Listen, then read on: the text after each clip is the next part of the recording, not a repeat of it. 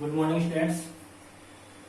देखो बच्चों, अपने जो लास्ट का वीडियो था उसमें अपने बात की थी सांप्रदायिकता की, और उसमें अपने सांप्रदायिकता के कारण, उसके दुष्परिणाम, उसके प्रभाव और रोकने के उपाय, इन पे अपना चर्चा हो चुकी है। आज का अपना जो वीडियो है इसमें अपने बात करेंगे क्षेत्रवाद की।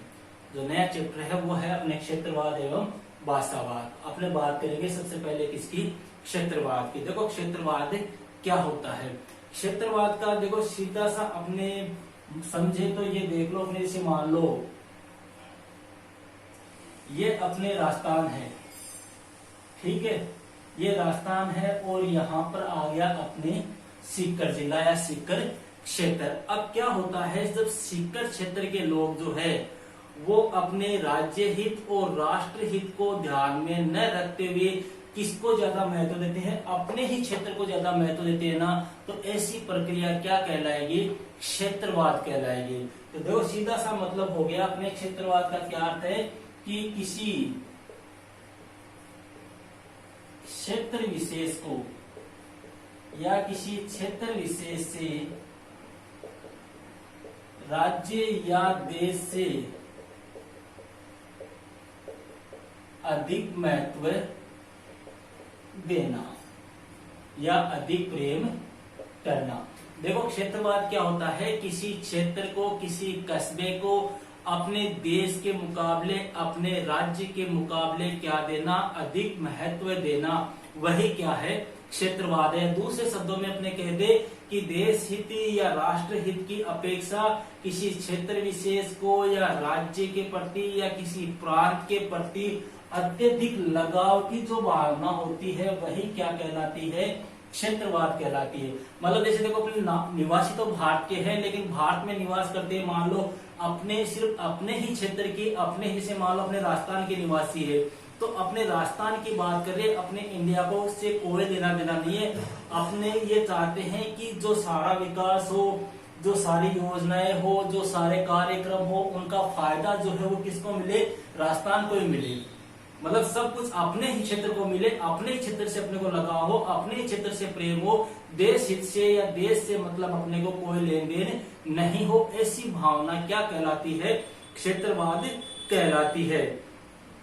देखो इस क्षेत्रवाद की भावना में क्या होता है, क्षेत्रवाद के अंतर्गत क्या होता है कि उस क्षेत्र विशेष के लोग ये चाहते हैं कि आर्थिक, सामाजिक, राजनीतिक जैसा भी विकास हो अपने देश में। क्षेत्रवाद के अंतर्गत क्या होता है? क्षेत्रवाद के अंतर्गत यह सोच होती है कि अपने देश में किसी प्रकार का आर्थिक विकास हो, किसी प्रकार का सामाजिक विकास हो, किसी प्रकार का राजनीतिक विकास हो, उनमें सबसे पहले प्राथमिकता किसको मिले? अपने ही क्षेत्र को मिले। यह प्रक्रिया क्या कहलाती है? क्षेत्रवाद कहलाती है। मतलब अपने क्षेत्र से प्रेम करना, अपने क्षेत्र के प्रति लगाव की भावना होना, देश हित, राज्य हित की अपेक्षा अपने ही क्षेत्र को अधिक महत्व देना, वही क्या है? क्षेत्रवाद है। और जो भी योजनाएं चल रही है, जो भी विकास के कार्यक्रम चल रहे हैं, जो भी रोजगार कार्यक्रम चल रहे हैं, उनमें प्राथमिकता भी किसे मिले? अपने ही क्षेत्र को मिले। ऐसी अवधारणा जो है वो क्या कहलाती है? क्षेत्रवाद कहलाती है। अब बात करते हैं इस क्षेत्रवाद के कारण क्या है, ये क्षेत्रवाद की प्रक्रिया क्यों बनती, इसके प्रमुख कारण क्या है। तो देखो कारणों की बात करते हैं अपने क्षेत्रवाद के कारण। देखो पहला कारण तो अपने दे सकते हैं प्रकृति प्रदत्त विभिन्नताएं और असमानता। देखो क्षेत्रवाद का पहला कारण तो हो गया प्रकृति प्रदत्त भिन्नताएं व असमानताएं। प्रकृति प्रदत्त कैसे? देखो अपने जैसे भारत की बात कर ले तो भारत जो है वो 4 भौगोलिक क्षेत्रों में बटा हुआ है, ठीक है। अपने जैसे इधर अपने हिमालय पर्वत आ गया, ठीक है, इधर अपने प्रायद्वीपीय पठारी प्रदेश आ गया, तो इस इधर अपने पूर्व का प्रदेश आ गया, इस प्रकार से मध्य प्रदेश आ गया, ऊपर का साइड का जो क्षेत्र इसमें गंगा सिंधु नदी का जो क्षेत्र है वो क्षेत्र आ गया।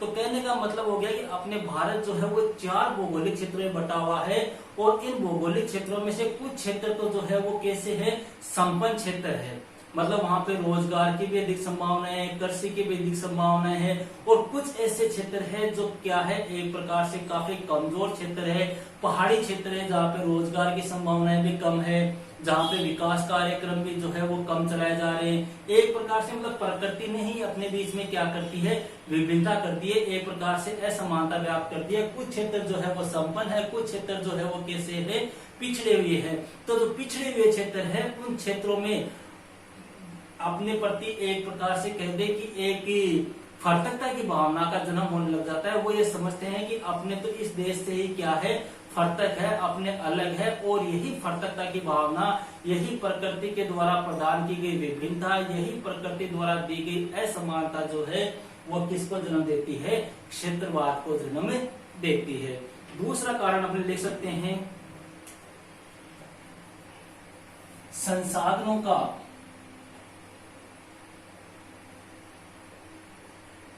असमान वितरण और प्रशासनिक भेदभाव। देखो संसाधन कैसे, अपने केंद्र सरकार के द्वारा जो अपने राज्यों को जो संसाधन दिए जाते हैं, जो साधन मुहैया कराए जाते हैं, जो सामग्रियां वितरित की जाती है, उनमें क्या होता है, एक प्रकार से भेदभाव होता है। कुछ राज्य ऐसे होते हैं जिनको विशेष सहायता दी जाती है, कुछ राज्य ऐसे होते हैं जिनको नगण्य सहायता दी जाती है। मतलब कुछ में विकास कार्यक्रम ज्यादा चलाए जाते हैं, कुछ में विकास कार्यक्रम कम चलाए जाते हैं। और ये मुख्य रूप से किनके द्वारा होता है, जो राजनीतिक दल होते हैं। देखो अपने सीधा सा एक उदाहरण देख लेते हैं। अपने केंद्र की बात करें तो केंद्र में भी बीजेपी सरकार है, मान लो कांग्रेस की सरकार है, कोई सी मान लो XYZ अपने। अब यहाँ पे क्या होता है, भारत में कितने राज्य हैं अपने, भारत में वर्तमान समय में 28 राज्य और 8 केंद्र शासित प्रदेश है। अब मान लो 28 राज्यों में से 20 राज्यों में तो बीजेपी गवर्नमेंट है, तो ये क्या करेगी, बीजेपी सरकार क्या करेगी। देखो अपने बीजेपी के ऊपर में एक आरोप नहीं लगा रहा हूं, अपने जो रियलिटी में होता है वो बता रहा हूं। अब इसमें होता क्या है, जिन क्षेत्रों में, जिन राज्यों में, जिन प्रांतों में अपने केंद्र की जो सरकार है उसी पार्टी की सरकार है, तो उन राज्यों में क्या होता है, अधिक विकास होता है। अब जैसे मान लो 20 राज्य बीजेपी है, सेंटर में बीजेपी है, तो 20 राज्यों का तो विकास क्या होगा, अधिक होगा। वहां पे संसाधनों की भरपूर मात्रा होगा, विकास कार्यक्रम भी एक प्रकार से संतुलित होगा, किसी प्रकार का कोई भेदभाव नहीं होगा। अब 20 के अलावा जो 8 राज्य बच गए जिनमें अन्य पार्टियां कार्य कर रही है, अन्य राजनीतिक दलों का जहां पर सरकार है, तो वहां पर क्या होगा, बीजेपी के द्वारा कम सहायता प्रदान की जाएगी, बीजेपी के द्वारा उनको कम योजनाओं का लाभ दिया जाएगा। इसी वजह से, इस असमान वितरण की वजह से, इसी प्रशासनिक भेदभाव की वजह से जो है वो किसका जन्म होता है, क्षेत्रवाद की भावना का जन्म होता है। तीसरा पॉइंट अपने देख सकते हैं, केंद्रीय निवेश। देखो केंद्र के द्वारा जो निवेश किया जाता है या केंद्र के द्वारा जो विकास की योजनाएं चलाई जाती है, केंद्र का मतलब अपने केंद्र सरकार या संघ सरकार के द्वारा, केंद्र सरकार या संघ सरकार के द्वारा अपने जो राज्यों को निवेश किया जाता है या उनके मध्य जो विकास के लिए योजनाएं चलाई जाती है या उनके आर्थिक विकास के लिए जो सहायता दी जाती है, उसमें भी क्या होती है, भिन्नता होती है। जो बड़े राज्य होते हैं उन बड़े राज्यों को अधिक सहायता दी जाती है, जो छोटे राज्य होते हैं उनको कम सहायता दी जाती है। जो समृद्ध राज्य होते हैं, शक्तिशाली राज्य होते हैं, जिनका बैकग्राउंड अच्छा होता है, जो राज्य आर्थिक सामाजिक दृष्टि से भी भरपूर होते हैं, विकसित होते हैं, उन राज्यों को अधिक सहायता दी जाती है। जैसे अपने भारत की बात कर ले तो भारत के उत्तरी जो क्षेत्र है वो उत्तरी क्षेत्र पूर्वी क्षेत्र के मुकाबले क्या है, अधिक समृद्ध है। जिसका कारण भी अपने यही है कि उत्तरी क्षेत्र को केंद्र सरकार के माध्यम से या यहाँ पर जो है उत्तरी क्षेत्र जो है यहाँ पर अधिक से अधिक केंद्रीय निवास हुआ है, अधिक से अधिक निवेश किया गया है, अधिक से अधिक यहाँ पर विकास का कार्यक्रम चलाया गया। जबकि पूर्वी क्षेत्र है, ये पूर्वी क्षेत्र कुछ तो प्रकृति के द्वारा यहाँ पर मिलताएं हैं, यहाँ पे पहाड़ी क्षेत्र वगैरह है, जंगल वगैरह है, इस प्रकार से यहाँ पे विभिन्नताएं हैं। इसके अलावा जो केंद्र सरकार होती है उस केंद्र सरकार के द्वारा भी विकास संबंधी जो कार्यक्रम चलाए जाते हैं उनमें क्या की जाती है, विभिन्नता या भिन्नता या भेदभाव किया जाता है, जिसकी वजह से क्षेत्रवाद की भावना का जन्म होता है। अगला पॉइंट अपने देखते हैं,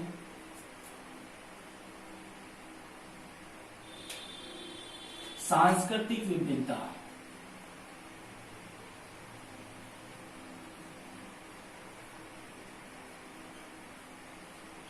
सांस्कृतिक विविधता किसे, देखो सांस्कृतिक विविधता का मतलब हो गया रहन सहन, खान पान, वेशभूषा। देखो अपने 28 राज्य है और इन 28 राज्यों में लोगों का खान पान, रहन सहन, उनकी आवास वगैरह, उनके रोजगार वगैरह जो सब है एक प्रकार से क्या है वो अलग अलग है। अपने जैसे बात कर ले, अपने राजस्थान में अपने राजस्थानी भाषा है, खींचड़ी भाषा बोली जाती है, मिक्स भाषा बोली जाती है। अपने दक्षिण की तरफ चले जाए तो वहां पे तमिल भाषा बोली जाती है। इधर उत्तर में हरियाणवी है, पंजाबी है, ये भाषाएं बोली जाती है। इनका उत्तर का रहन सहन अलग है, दक्षिण का रहन सहन अलग है, खान पान अलग है।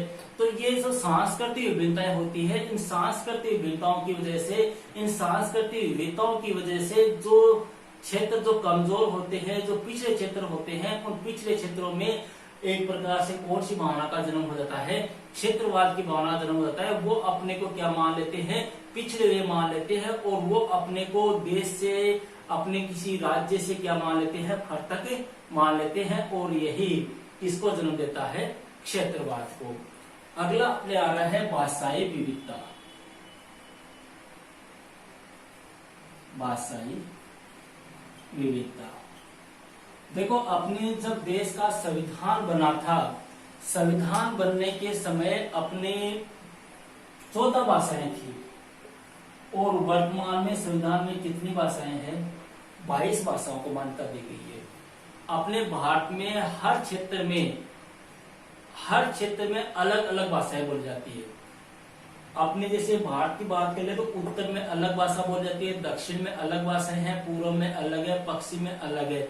मतलब कहने का मतलब है कि भारत जो है वो भाषाई विविधता वाला देश है। अलग अलग भाषाएं बोले जाने की वजह से क्या होता है, कुछ भाषाएं ऐसी होती है जिनको केंद्र के द्वारा अधिक महत्व दिया जाता है, उनको विशेष दर्जा दिया जाता है।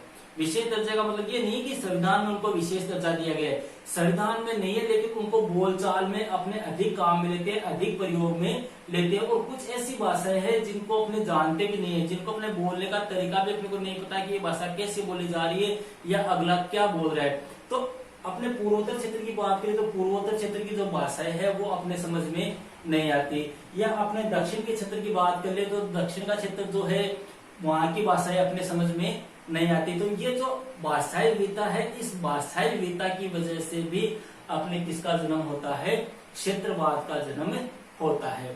तो ये है अपने क्षेत्रवाद के कुछ कारण। इसके अलावा कुछ ऐतिहासिक और राजनीतिक कारण भी जो है वो भी किसको जन्म देते हैं, क्षेत्रवाद की भावना को जन्म देते हैं। अब बात करते हैं क्षेत्रवाद के दुष्परिणामों की,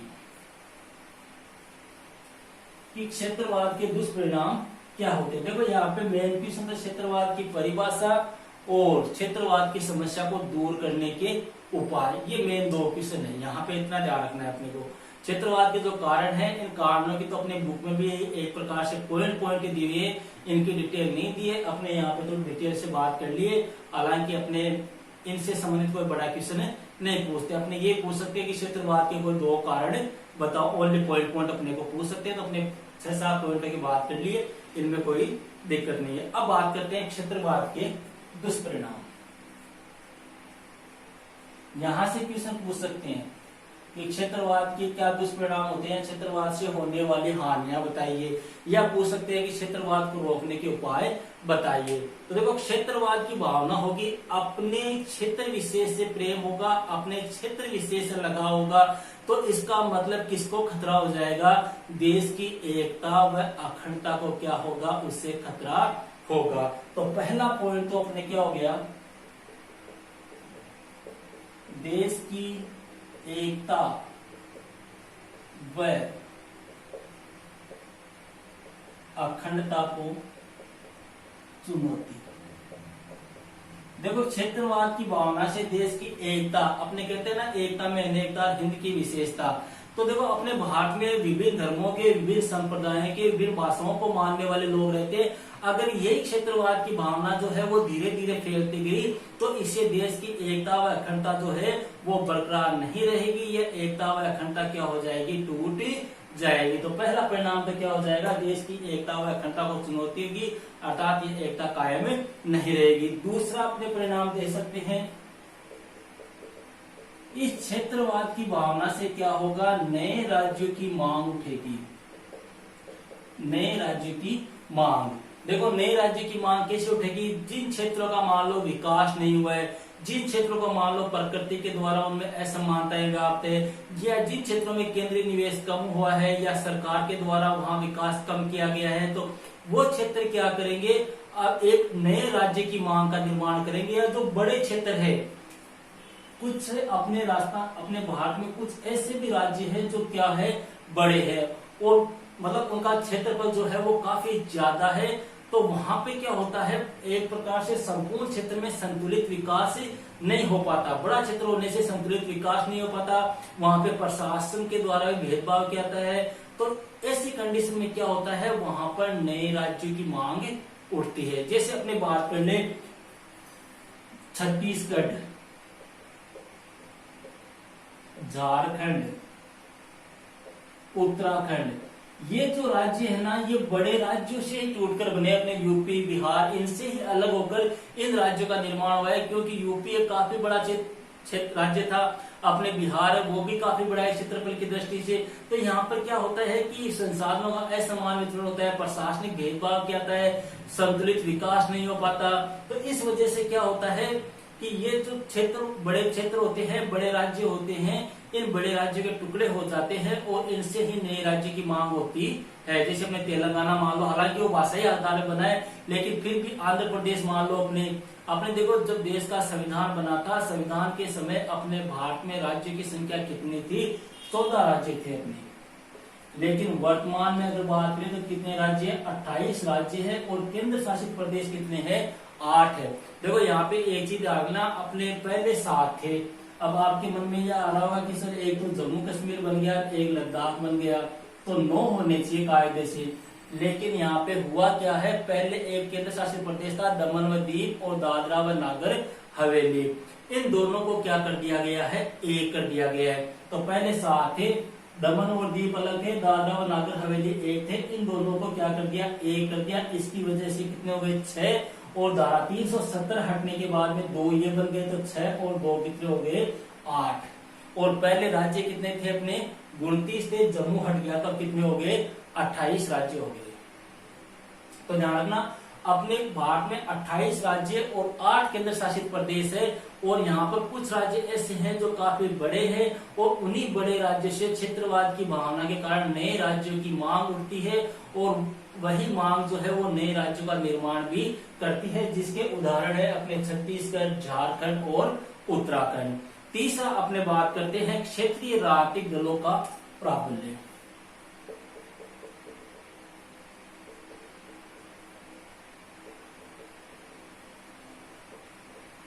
क्षेत्रीय राजनीतिक दलों का प्राबल्य। देखो क्षेत्रवाद की भावना के क्या कारण क्या होंगे। देखो अपने सबसे पहले तो बात कर ले कि ये क्षेत्रीय दल क्या होते हैं। देखो 2 प्रकार के दल होते हैं, एक तो होते हैं राष्ट्रीय दल और एक होते हैं क्षेत्रीय दल। क्षेत्रीय दल बोल दो या प्रांतीय दल बोल दो। देखो राष्ट्रीय दल तो वो होंगे जो संपूर्ण देश में होंगे, मतलब जो संपूर्ण देश में फैला हुआ दल होगा वो राष्ट्रीय दल होगा। जैसे अपने बीजेपी है, कांग्रेस है, ये कैसे दल है, राष्ट्रीय दल है। क्षेत्रीय दल कौन से होते हैं, जो किसी क्षेत्र विशेष में ही होते हैं। जैसे अपने अकाली दल है, डीएमके है, ये क्या है, कुछ क्षेत्रीय दल है, मतलब कुछ क्षेत्र विशेष में ये क्या है, पाए जाते हैं, क्षेत्र विशेष के लिए ये कार्य करते हैं। तो अपने क्षेत्रवाद की जब भावना होगी, क्षेत्रवाद की भावना के कारण क्या होगा, जैसे नए क्षेत्रों का निर्माण होगा तो वहां पे क्षेत्रीय दलों का वर्चस्व भी क्या हो जाएगा, बढ़ जाएगा। वो क्षेत्रीय दल है उस क्षेत्र विशेष को आगे बढ़ाने के लिए, उनको विकास करने के लिए क्या करेंगे, प्रयास करेंगे। एक प्रकार से मतलब राष्ट्रीय दल जो है उनकी तो वो राष्ट्रीय दलों को नीचा दिखाएंगे और क्षेत्रीय दल जो है वो अपना क्या बना लेंगे, वहां पर वर्चस्व डालेंगे, वहां पर अपना दबदबा बना लेंगे। तो इस क्षेत्रवाद की भावना के कारण क्षेत्रीय दलों का भी क्या होता है, वर्चस्व बढ़ जाता है। एक आता है अपने अगला पॉइंट, भूमिपुत्र की अवधारणा। ये कई बार पूछा हुआ है, भूमिपुत्र की अवधारणा। देखो भूमिपुत्र की अवधारणा क्या है।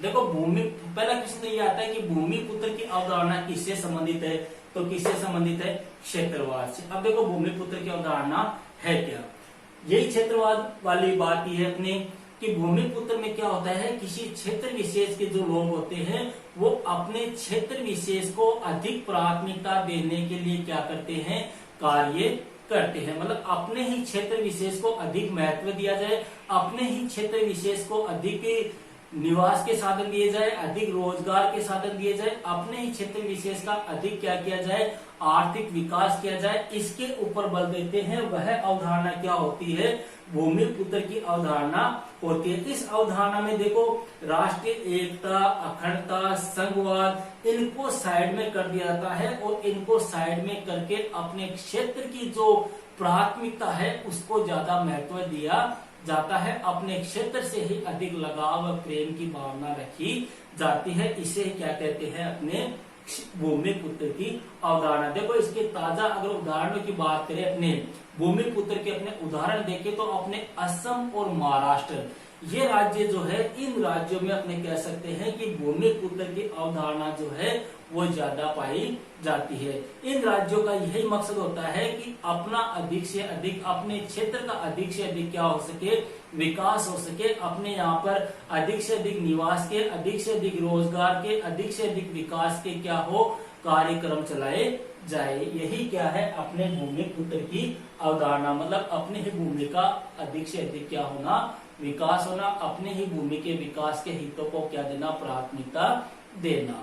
अगला पॉइंट आता है अपने स्वयंभू नेताओं का उदय।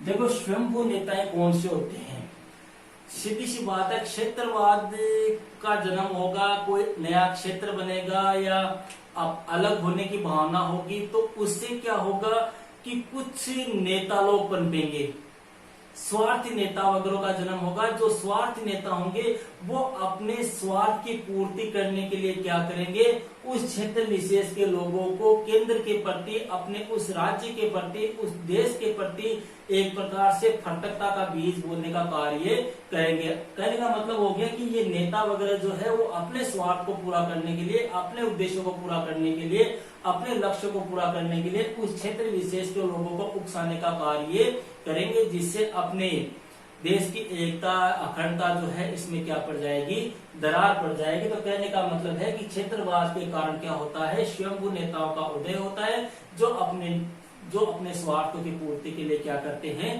कार्य करते हैं। इसके अलावा अपने अगला पॉइंट है राष्ट्रीय आदेश और कानूनों को चुनौती। देखो क्षेत्रवाद के अंतर्गत अपने राष्ट्रीय कानून का मतलब ऐसे कानून जो पूरे देश के लिए बनते हैं, अर्थात जो पूरे देश के ऊपर लागू होते हैं।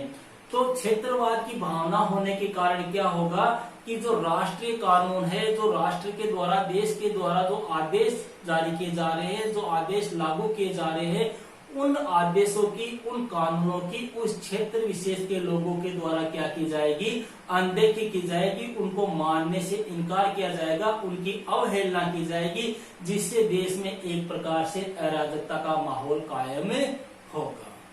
और एक पॉइंट और देख सकते हैं अपने इसमें, अंतरराष्ट्रीय क्षेत्र में देश की साख खराब होना।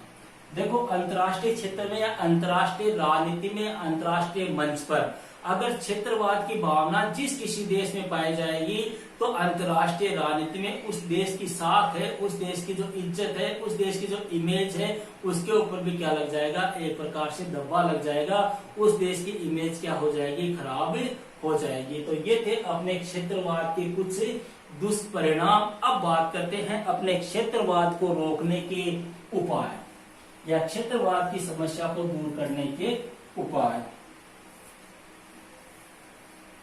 देखो उपाय में अपने मोटे मोटे तौर पे देख लेते हैं। पहला उपाय तो आएगा अपने संतुलित विकास।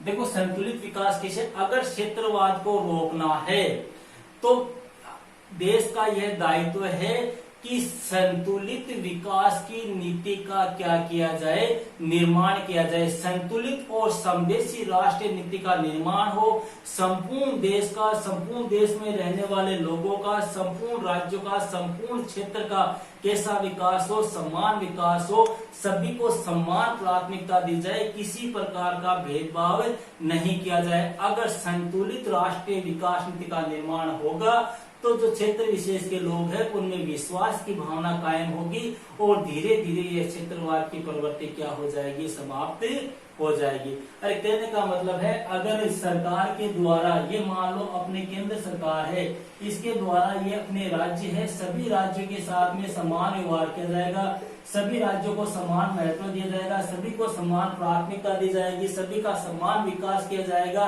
तो ये क्षेत्रवाद की जो भावना है वो धीरे धीरे क्या हो जाएगी, समाप्त हो जाएगी। दूसरा पॉइंट है अपने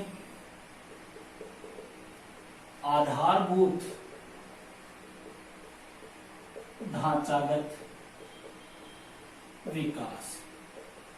देखो आधारभूत ढांचागत विकास कैसे, देखो कुछ राज्य ऐसे हैं जो अपने प्रकृति के द्वारा मान लो या अपने केंद्रीय निवेश के कारण मान लो या अपने सरकार के कारण मान लो, उनका एक प्रकार से आधारभूत सुविधाएं भी उनके पास में नहीं है। आधारभूत सुविधा का मतलब इसे बिजली है, पानी है, अपने यातायात है, अपने संचार के साधन है, रोजगार के साधन है, वहां पर जो है वो एक प्रकार से क्या है, नगण्य है। अपने से पूर्वी क्षेत्र की बात कर ले तो पूर्वी क्षेत्र जो है भारत का अपने अन्य क्षेत्रों के मुकाबले पिछड़ा हुआ क्षेत्र है। तो इससे क्या होता है कि वहां पे क्षेत्रवाद की भावना कायम होगी।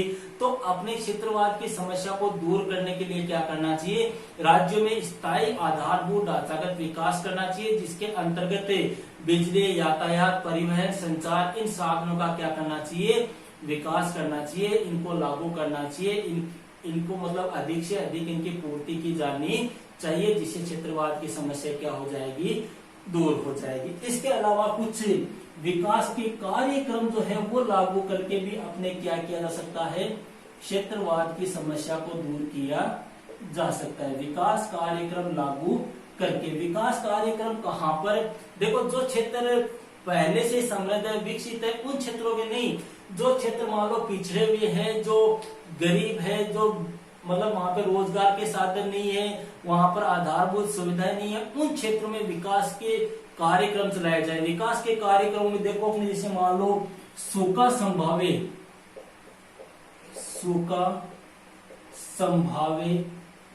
विकास कार्यक्रम, अपने मरु विकास कार्यक्रम, इसके अलावा अपने जनजाति क्षेत्र विकास कार्यक्रम, जनजाति क्षेत्र विकास कार्यक्रम, जिसको अपने PADP के नाम से भी जाना जाता है। तो ये विकास के कार्यक्रम जो है वो किन क्षेत्रों में लागू किए जाए, जो अपने पिछड़े क्षेत्र है, जो पहाड़ी क्षेत्र है, जहाँ पे बार बार अकाल पड़ता है, जहाँ पे सूखा पड़ता है, जो जनजाति क्षेत्र है, जो आदिवासी क्षेत्र है, मतलब जिनमें एक प्रकार से फटकता की भावना आ रही है, जैसे अपने पूर्वी क्षेत्र, उन क्षेत्रों में इस प्रकार के कार्यक्रम लागू करके क्या किया जा सकता है, क्षेत्रवाद की समस्या को दूर किया जा सकता है। देखो ये कई बार पूछे हुए हैं, क्षेत्रवाद की समस्या को दूर करने के लिए कौन कौन से विकास कार्यक्रम लागू किए जा सकते हैं। तो सूखा संभाव्य विकास कार्यक्रम, मरु विकास कार्यक्रम, जनजाति विकास कार्यक्रम, इसके अलावा पहाड़ी क्षेत्रीय विकास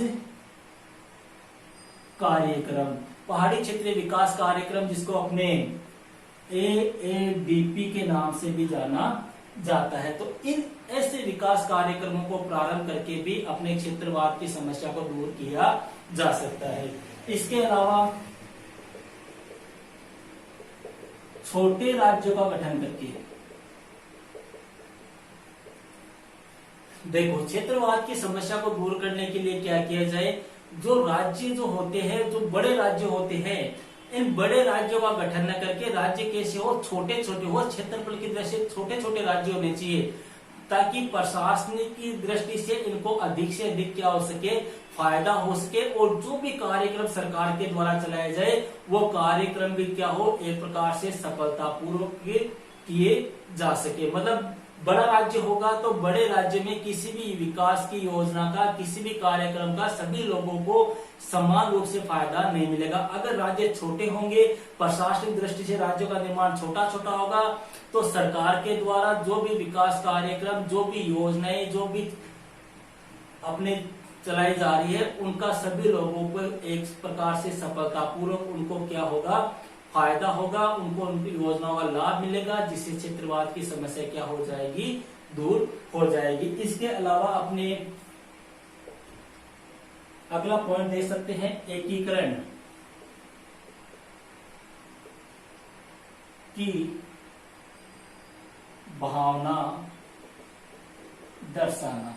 देखो एकीकरण की भावना कैसे, एकीकरण की भावना कह दो या एकीकरण की ताकत दर्शाना। देखो सरकार के द्वारा क्या होना चाहिए, रेडियो है, दूरदर्शन है, समाचार पत्र है, प्रेस है, इनके माध्यम से क्या करना चाहिए, जो सांस्कृतिक भिन्नताएं हैं उन सांस्कृतिक भिन्नताओं में एकता दर्शानी चाहिए। मतलब आपसी मेल मिलाप दर्शाना चाहिए, भेदभाव नहीं दर्शाना चाहिए। ऐसा प्रकट होना चाहिए कि जो भारत है वो क्या है, एक प्रकार से अखंड है, यहाँ पर सभी लोग जो है वो क्या है, एक है। यहाँ पर धर्म, जाति, लिंग, इनके आधार पर किसी प्रकार का क्या नहीं हो रहा है, भेदभाव नहीं हो रहा है। ऐसे कार्यक्रम अगर सरकार के द्वारा चलाए जाएंगे, ऐसे कार्यक्रमों का प्रचार प्रसार किया जाएगा, तो एक हद तक क्षेत्रवाद की समस्या जो है वो क्या हो जाएगी, समाप्त हो जाएगी।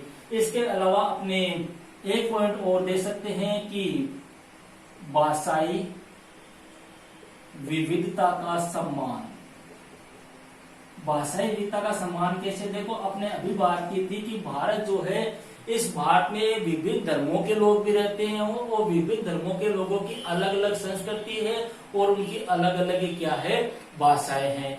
तो इस भाषाई विविधता के कारण क्या होता है, क्षेत्रवाद की समस्या का जन्म होता है, क्योंकि एक भाषा के लोग जो है वो दूसरी भाषा के लोगों से गणना करते हैं, उनको एक प्रकार से उनमें असंतोष, असहयोग की भावना होती है और वही क्षेत्रवाद को जन्म देती है। तो अपने सरकार का ये दायित्व होता है कि जो भी भाषाएं अपने भारत में बोली जा रही है, जो भी भाषाएं अपने देश में बोली जा रही है, उन सभी भाषाओं का देश के द्वारा, देश के संविधान के द्वारा, देश की सरकार के द्वारा क्या किया जाए, सम्मान किया जाए। सभी भाषाओं को सम्मान महत्व दिया जाए, सभी भाषाओं को सम्मान दर्जा दिया जाए। अगर ऐसा होगा तो इससे क्षेत्रवाद की समस्या एक प्रकार से क्या हो जाएगी, दूर हो जाएगी। तो ये था अपने क्षेत्रवाद, क्षेत्रवाद के कारण, उसके दुष्परिणाम और रोकने के उपाय। अब यहाँ पे क्वेश्चन क्या बनते हैं, पहला क्वेश्चन का आता है क्षेत्रवाद क्या होता है, इसके कोई दो कारण बताइए। दूसरा क्वेश्चन अपने पूछ सकते हैं क्षेत्रवाद किसे कहते हैं, क्षेत्रवाद के दुष्परिणामों का उल्लेख कीजिए। अगर दुष्परिणाम पूरे नहीं पूछते तो कई बार पूछते हैं भूमिपुत्र की अवधारणा क्या है। और तीसरा क्वेश्चन जो आता है, ज्यादातर पूछा जाता है कि क्षेत्रवाद की समस्या को दूर करने के लिए कौन कौन से प्रयास किए जा सकते हैं। तो ये था अपना टॉपिक आज का क्षेत्रवाद। नेक्स्ट वीडियो में अपने बात करेंगे किसकी, भाषावाद की। ओके।